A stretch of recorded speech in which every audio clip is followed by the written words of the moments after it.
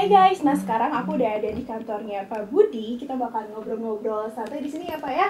Dan juga bakalan ngobrolin tentang kayak tadi aku udah bilang tentang Lord Didi gitu ya, dan juga pekerja migran. Kayaknya Pak Budi tahu banget nih kalau bisa ngobrolin tentang ini. So, selamat siang Pak Budi. Selamat siang. Gimana kabarnya Pak? Kemarin kan sempat stay home. Enggak tadi kalau misalnya dosen-dosen stay home juga berarti ya Pak? Iya dong, kita diberi email kira-kira akhir Maret, dan ketika itu kita diberitahu harus bekerja di rumah ya, work from home. Ya, proses pengajaran berpindah ke online, dan tentu saja itu tantangan, tapi ya kita semua bisa melakukan. Iya, tapi semuanya sekarang udah back to university ya Pak kayaknya. Ya, alhamdulillah, karena di Adelaide atau di South Australia kan kasusnya sebetulnya sedikit ya. Dan negara bagian ini sudah ditutup dan sudah tidak ada penerbangan internasional lagi. Kebetulan kasus-kasus yang terjadi itu karena mendapat limpahan dari penumpang kapal pesiar yang di Sydney, Rugby Princess, dan juga dari luar negeri. Tapi di antara komunitas sendiri tidak ada, alhamdulillah. Iya, alhamdulillah. Nah ini tuh jadi episode kali ini nih Pak, jadi seolah-olah kayak video comebacknya PPI Flinders Sembunyi nih Pak. Jadi kita yang bakal mengawali obrolan, mungkin kedepannya bakalan ada episode-episode lagi. Bagus ya. Jadi, dan emang kita hari ini nyarinya tema yang mungkin di luar sana banyak yang into juga nih Pak, tentang Lord Didi atau Didi keempat. Nah kalau aku mau nanya, boleh nanya nih Pak, sebelum kita ngobrolin lebih lanjut lagi, aku mau ngetes dulu, Pak Budi ini beneran sobat ambyar nggak nih? Maksudnya bisa nggak Pak Budi sebutin 5 mungkin favoritnya Pak Budi lagunya Didi keempat itu apa aja sih? Sebentar, sobat ambyar itu kan baru-baru ya? Iya betul. Saya sudah menjadi pengagum dan pendengar lagu almarhum Didi Kempot sebelum ada Sobat Ambyar. Oh my god, jadi udah kayak lordnya para sobat ambyar juga. Ya, 5 lagu ya. Tentu saja Sewu Kuto, itu ada historisnya. Solo Balapan.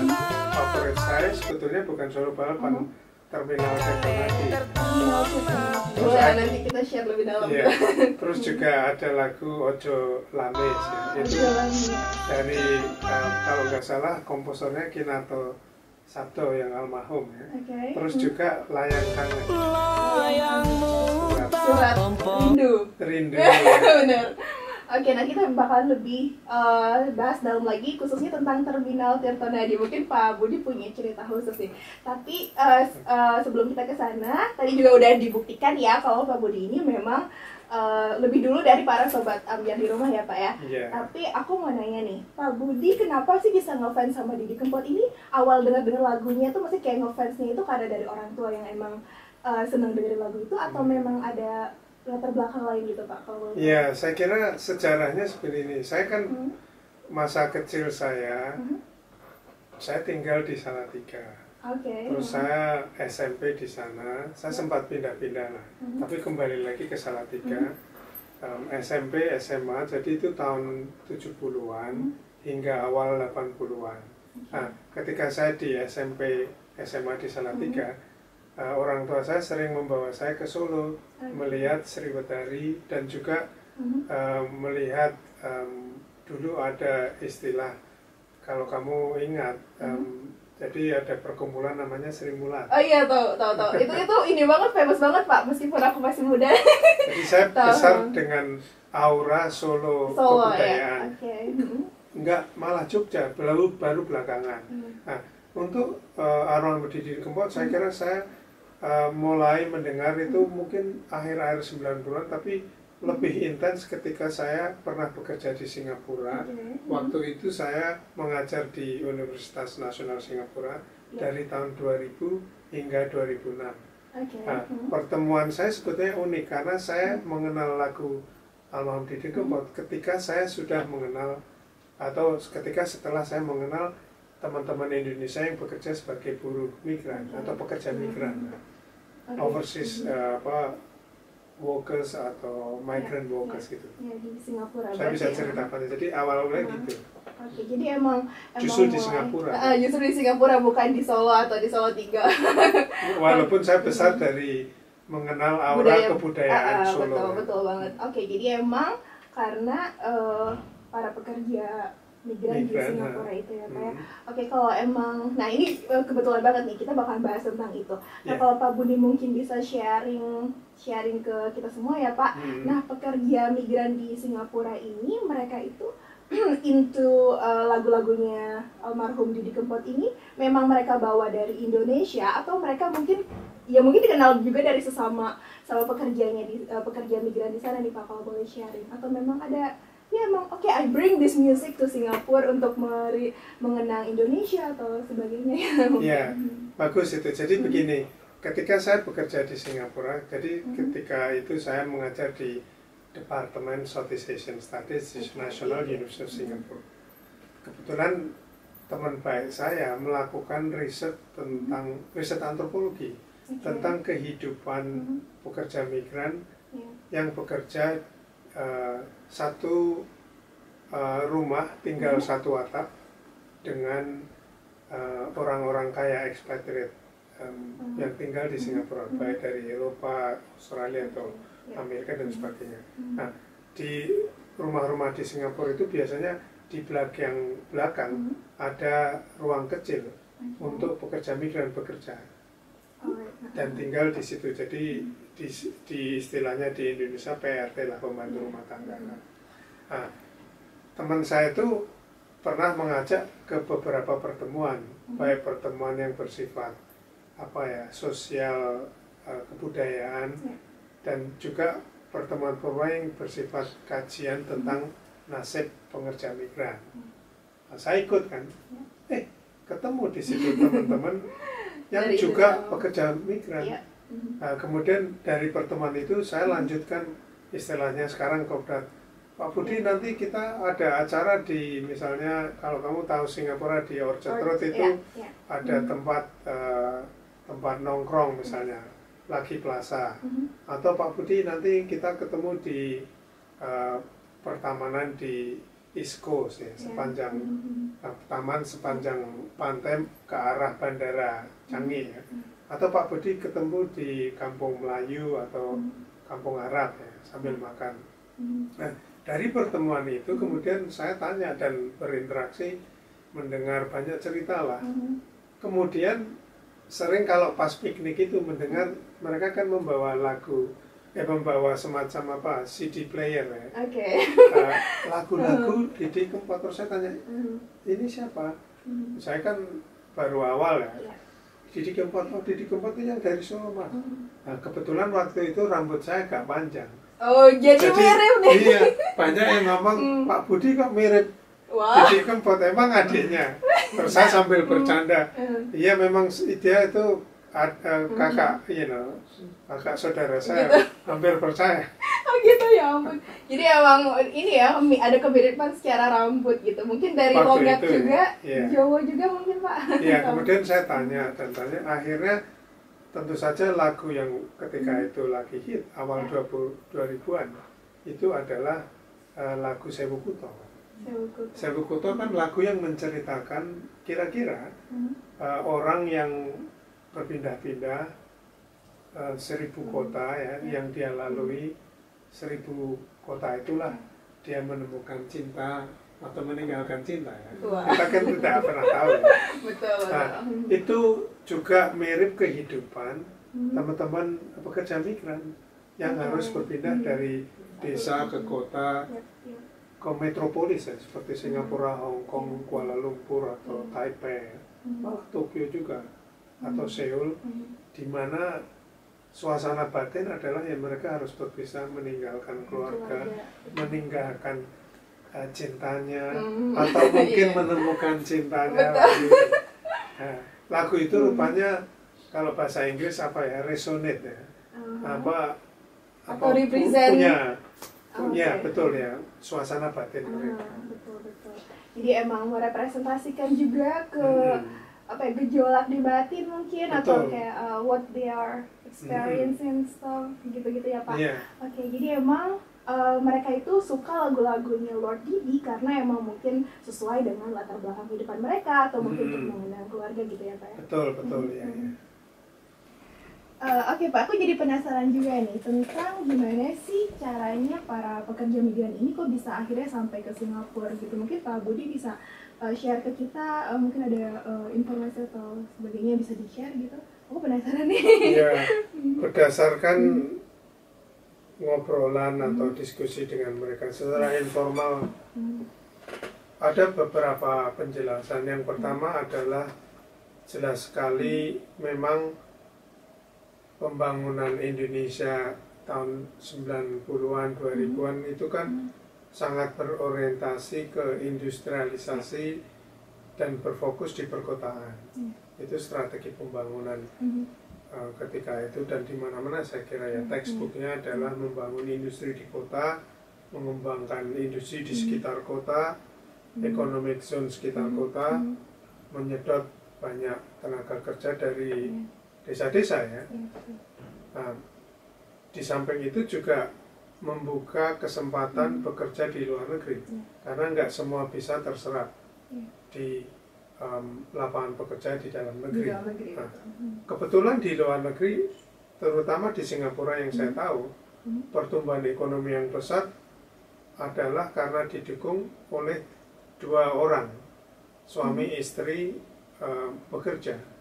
Jadi pertanyaannya apakah siapa yang merawat anak atau orang tua? Di negara barat demokrasi welfare seperti di barat kan ada social security ya, ada uang untuk childcare, ada uang untuk orang tua atau yang tidak punya. Nah, di Singapura kan tidak ada. Akhirnya kemudian membuat skema imigrasi di mana mendatangkan pekerja untuk memkerjakan mereka di sektor perumahan, misalnya membersihkan rumah, menjaga rumah, merawat anak dan merawat orang tua yang tua-tua seperti itu. Nah, pasaran itulah kemudian ditawarkan dan dibuka dengan membawa para pekerja migran baik dari Indonesia, Filipina atau Bangladesh atau Myanmar, atau untuk India atau Bangladesh biasanya untuk konstruksi. Nah, yang domestic workers itu biasanya dari Filipina atau Indonesia. Nah, pembukaan pasaran itu kemudian juga diikuti dengan menaiknya usia produktif pekerja di pedesaan, yang tidak ada lagi banyak pekerjaan di desa. Karena itu tadi, pekerjaan di desa tidak ada lagi, tidak ada kan nggak mungkin hanya padat karya, tapi yang keterampilan dan sebagainya itu tidak memadai, dan itulah menarik mereka untuk bekerja di negeri. Banyak agen-agen baik resmi atau tidak resmi merekrut para pekerja migran itu ke luar negeri. Nah, kantong-kantong yang sempat saya tahu yang mengirim banyak pekerja migran, terutama di jalur selatan.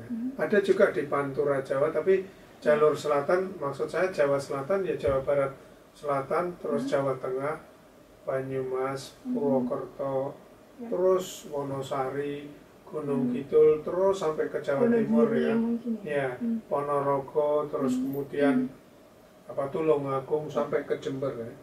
Dan saya pernah itu secara nggak langsung tapi secara bergiliran 2000 berapa ya, 4 saya pernah ke sana, 2009, 2008, atau pas ada konferensi di Malang 2010 ya, saya pernah melewati jalur selatan itu. Dan di kantong-kantong atau daerah-daerah yang mengirim banyak buruh migran atau pekerja migran itu, di situ juga ada transformasi. Karena apa? Karena biasanya mereka pergi dan kemudian mengirimkan uang atau remitensi ya. Secara berkala, baik gajinya sebagian ditabung terus dikirim ya. Dan itu membuat ekonomi di daerah itu bergerak. Misalnya banyak toko-toko kecil, toko-toko salon, juga telepon ATM dan juga Western Union, money changes, tempat pertukaran uang, dan juga pembangunan rumah-rumah yang tentu saja menarik untuk saya, terutama di sekitar Banyumas. Rumah-rumah di desa-desa itu yang saya tahu karena saya kecil, masa kecil saya di Banyumas juga ya. Oh gitu. Orang tua saya kan dari Cilacap. Nggak seperti rumah-rumah zaman dulu di sekitar Banyumas. Itu rumah modern, rumah signifikan nggak Pak perubahannya? Ya signifikan, karena kalau kamu masuk ke desa, yang kamu bayangkan kan rumah-rumah panggung, rumah-rumah limasan, rumah kayak pendopo, rumah-rumah desa begitu.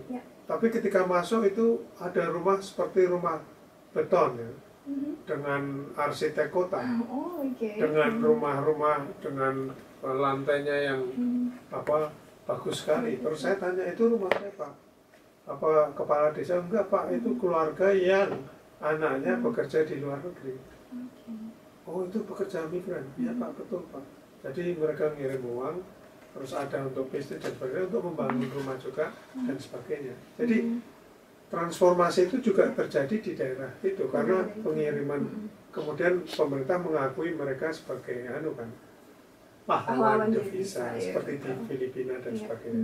Bukan realitas hanya di Indonesia, tapi hampir negara Asia Tenggara yang mengirim pekerja migran. Nah, menjawab pertanyaan Anda, itu kombinasi pull dan push factor. Jadi kombinasi bahwa ada perubahan ekonomi dahsyat di Indonesia yang membuat mereka mencari peluang pekerjaan tidak saja di kota tapi di internasional, karena nggak ada lagi pekerjaan di desa atau lapangan pekerjaan, dan juga keinginan dari luar negeri yang menginginkan ada demand ya Pak?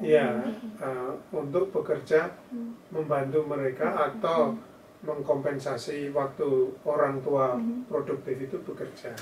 Di Singapura kan suami istri kerja. Iya, jadi yang domestik urusan rumah tangganya mungkin nggak ada yang bantu. Iya, anak-anak kecil itu banyak yang besar dari nilainya dari pekerja migran. Iya, nah, itu saya tahu ketika ketemu mereka, dan dalam konteks juga saya mendengar lagu Didi Kempot menjadi semacam obat dan menjadi semacam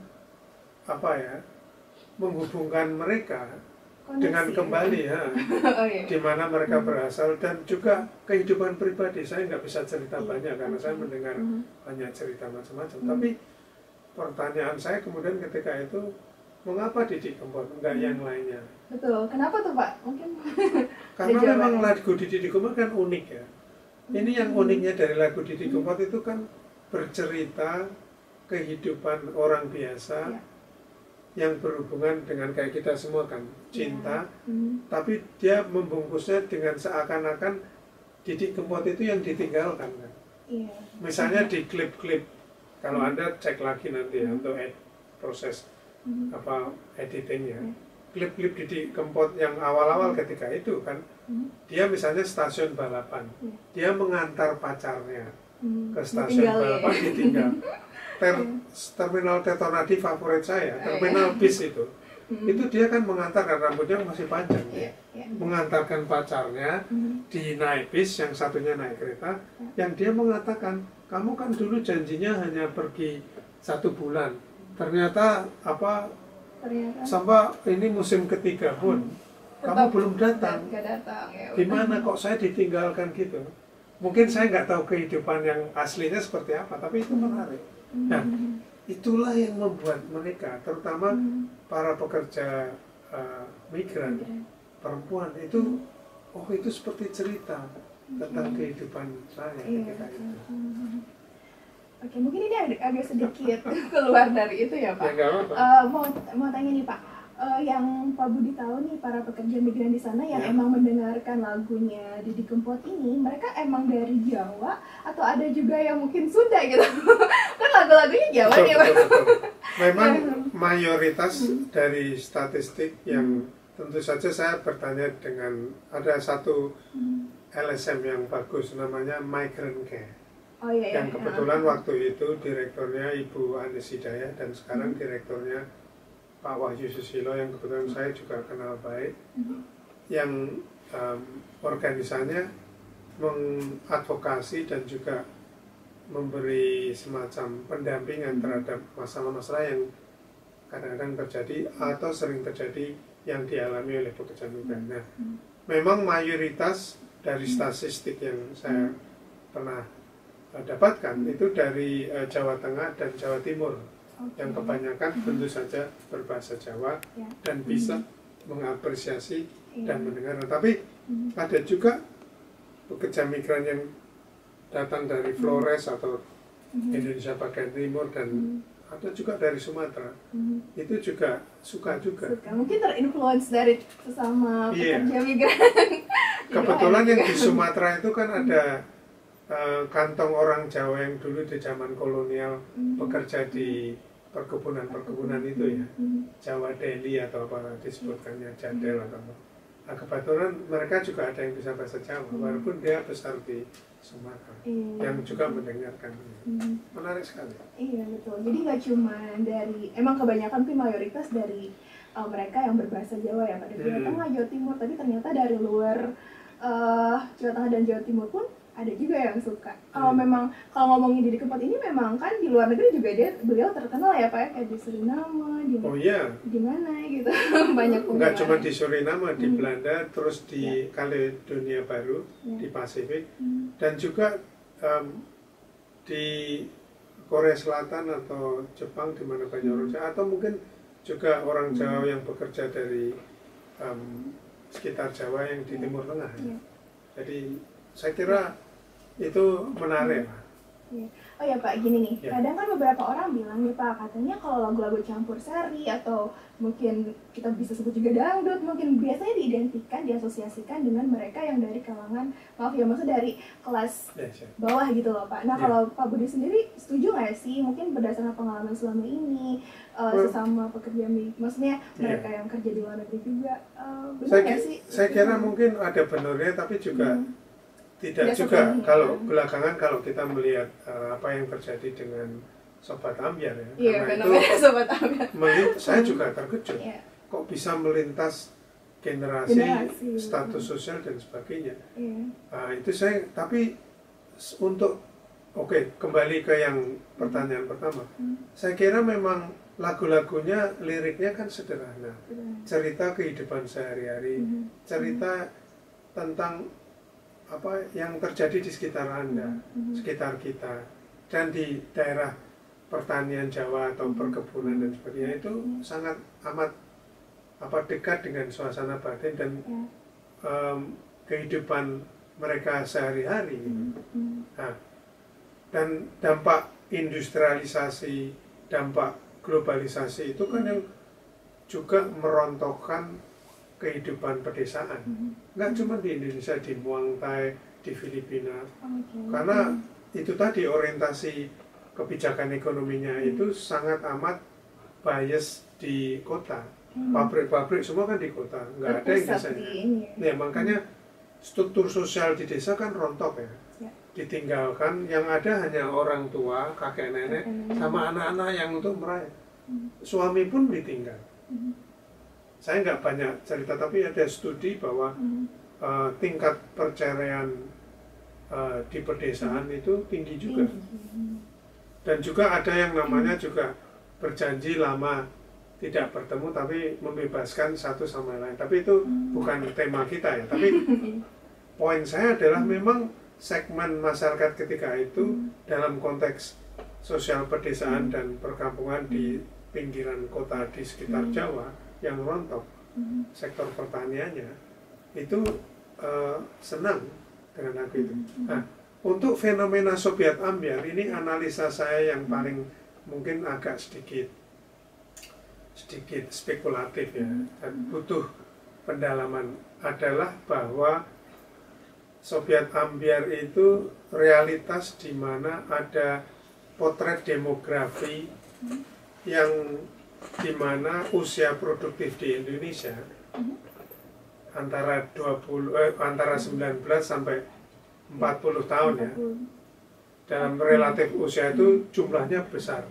Orang mengatakan bonus demografi.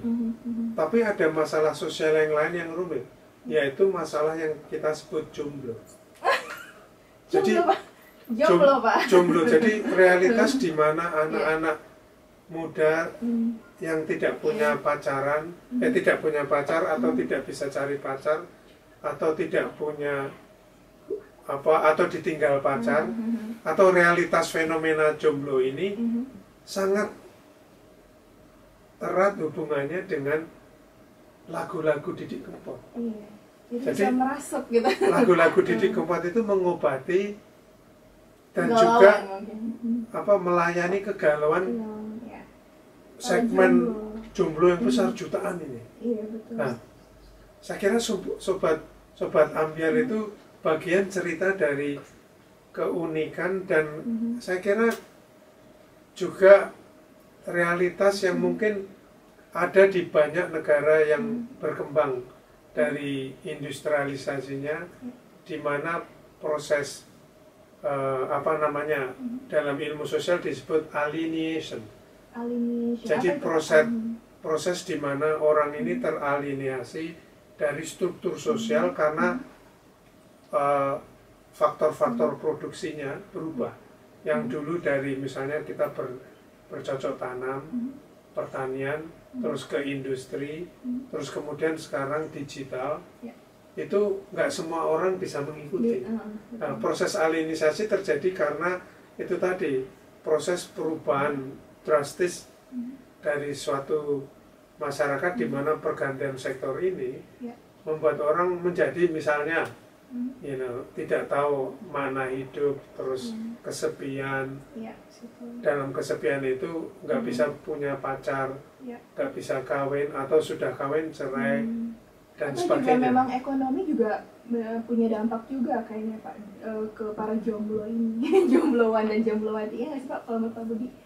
Maksudnya kayak misalkan aku ada yang teman-teman aku gitu, misalnya dia nggak punya pekerjaan nih Pak sebagai pemuda, akhirnya misalnya dia suka sama cewek nih, si cowok ini suka sama cewek, tapi ceweknya kayak kamu nggak kerja nih, nggak bisa beliin bakso, kayak gitu loh Pak. Jadi jatuhnya kan dia jadi jomblo dong, kayak nggak bisa dapetin pacar. Mungkin itu juga ada pengaruhnya tadi dengan mungkin pembangunan yang belum merata, maksudnya penyebaran lapangan pekerjaan yang belum merata dan lain sebagainya gitu.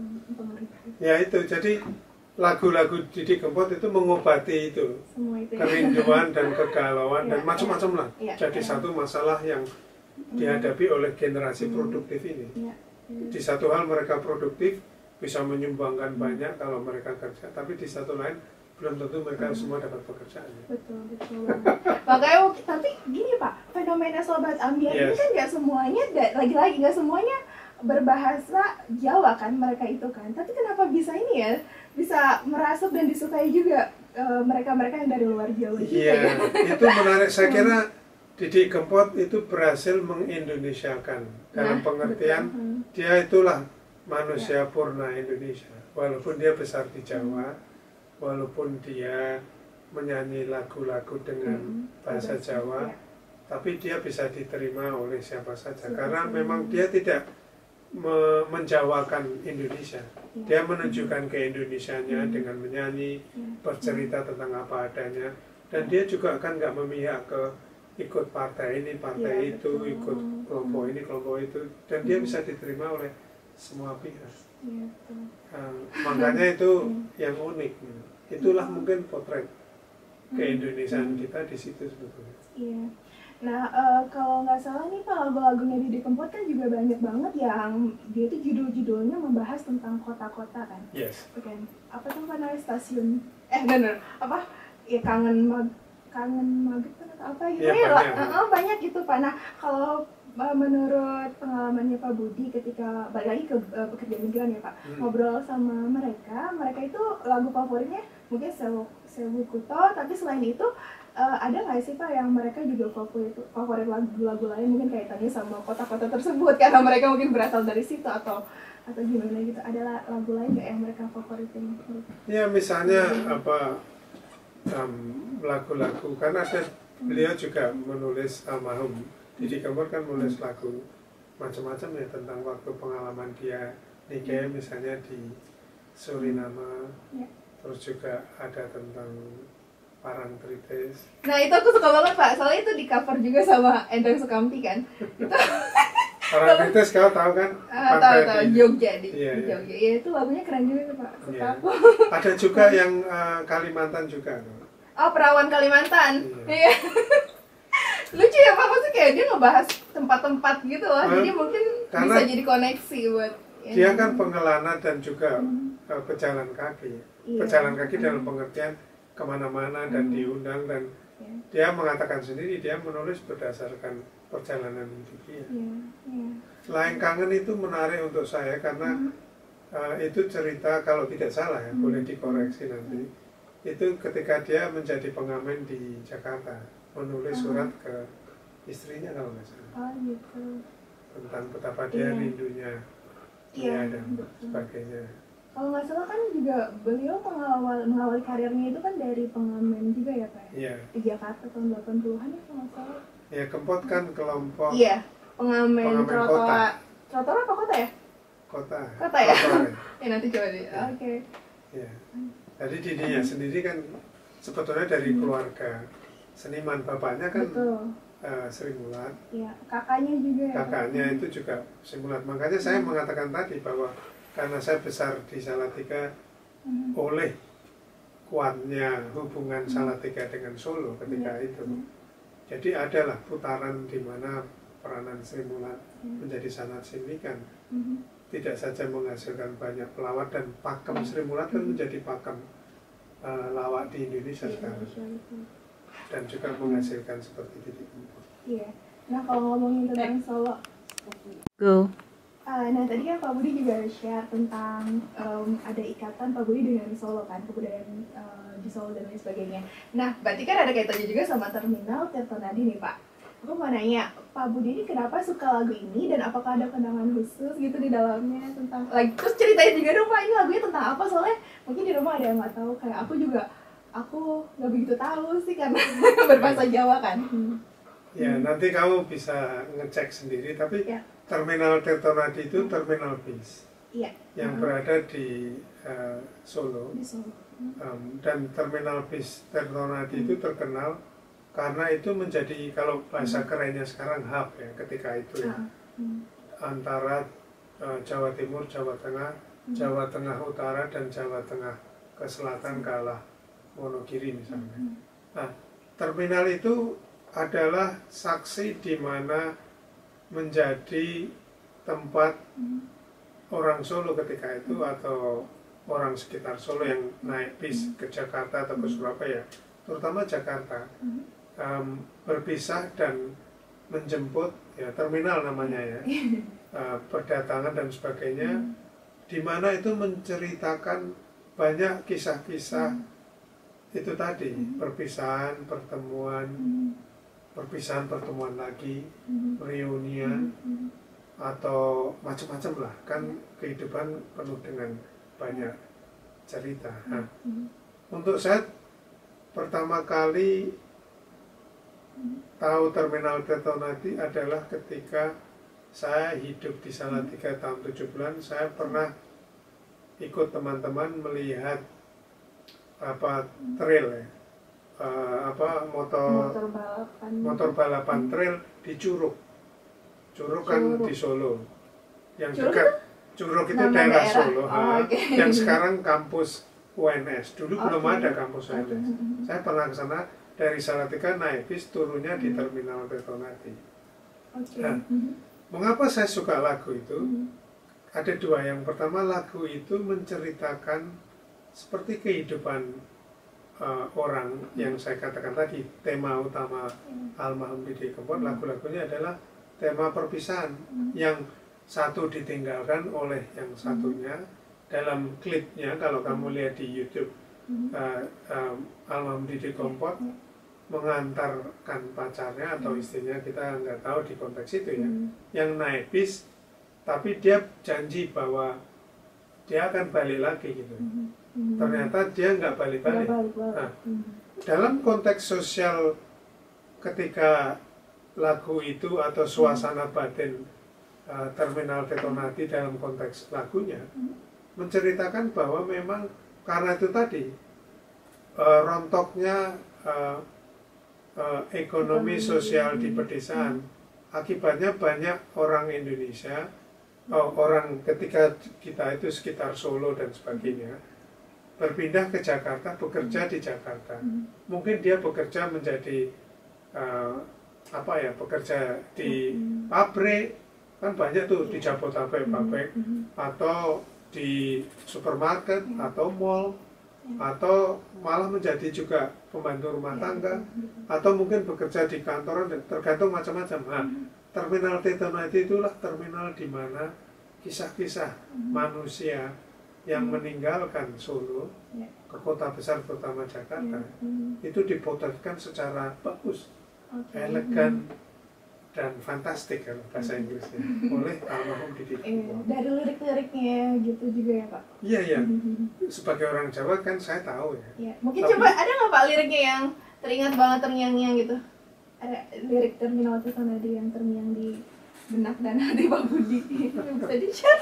Enggak lah, kamu nanti lihat. Boleh, nanti dicek ya di YouTube. Oke. Bisa di background kan. Nah, saya kira ini podcast yang semoga bisa menjembatani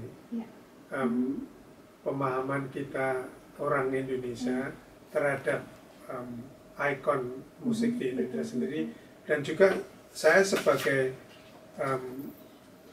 Direktur Akademis Jembatan, saya kira salah satu tugas saya adalah menjembatani bagaimana kehidupan modern, pop, musik, juga sosial politik ekonomi di Indonesia untuk audiens di Australia dan sebagainya, dari Australia untuk audiens Indonesia. Kalau saya di Indonesia itu saya berceramah tentang potret kehidupan politik sosial ataupun keseharian orang Australia di Indonesia. Nah, jembatan ini inisiatif Rindes yang didirikan ketika Rindes ulang tahun ke-50. Ke-50 itu kapan Pak? Ya, tahun 2015 ya. Kalau tidak salah. Ketika itu untuk dalam rangka ulang tahun itu dibentuk jembatan inisiatif ketika itu 2 tahun untuk menghubungkan Indonesia Australia terutama dengan alumninya, dan juga menghubungkan masyarakat Australia dengan masyarakat Indonesia lewat kegiatan macam-macam. Bisa dengan kegiatan bahasa Indonesia, kegiatan kebudayaan dan lain-lainnya. Termasuk mungkin sharing tentang salah satu ikon musisi di Indonesia ya Pak, yaitu almarhum Didi Kempot gitu. Ya, seru banget ngobrolnya nih sama Pak Budi, tapi mungkin untuk closing nih Pak Eka mau nanya satu hal. Pak Budi setuju nggak kalau almarhum Didi Kempot ini dikatakan sebagai the godfather of broken heart? Ini kan setuju nggak Pak? Ya, setuju. Setuju. Oke deh. Semoga saya nggak mengalami broken heart. Jangan dong Pak. Aku juga Pak, aku nggak mau broken heart sakit Pak. Cukup menikmati aja lagu-lagunya tanpa perlu merasakan si broken heart itu. Oke Pak Budi, terima kasih banyak. Mudah-mudahan nanti next time kita bisa ngobrol lagi ya Pak ya. Terima kasih. Oke.